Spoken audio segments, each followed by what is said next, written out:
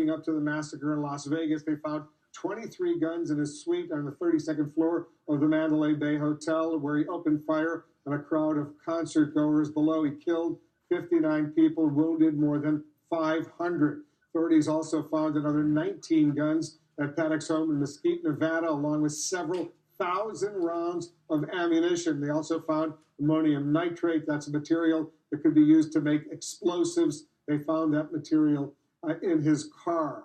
Correspondent Dan Simon is joining us now live from Las Vegas. Dan, this is, as we've been pointing out, the worst mass shooting in modern U.S. history. But do authorities think Paddock may have been planning something even more horrific based on what they found so far?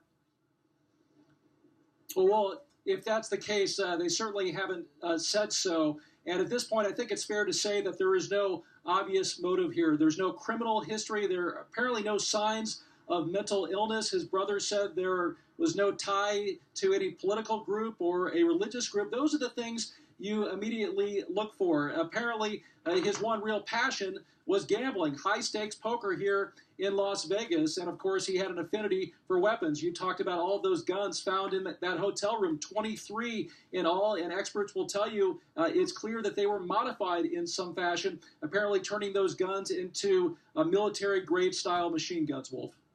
We're also learning more, Dan, about how police actually carried out the raid on Paddock's hotel suite. There was a large suite, lots of windows, and pictures from inside the suite prior to Paddock's stay. What can you tell us about that?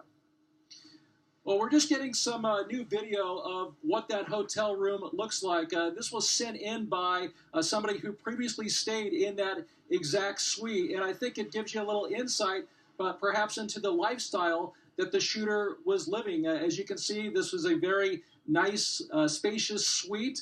And as we've heard his brother say, the shooter, Stephen Paddock, liked living the lifestyle of a high-profile Las Vegas gambler, spent a lot of time here. And I can pretty much guarantee you that the casinos loved having his business. As it has often been said, they don't build these beautiful hotels because people win. They build them because they lose. So they liked having his business, and it's certainly not uncommon for somebody who gambles an enormous sum of money to be given a complimentary suite like the one you're seeing on your screen. Well, do we know if this was a complimentary suite that the Mandalay Bay Hotel gave him because he was a big-time gambler? Has the hotel told us that? They have not said so, Wolf, but the point I was making is that he came here all the time, gambled a lot of money, and if that was the case, it certainly would not be unusual. Has the hotel said if he paid for the suite, how much he paid for it?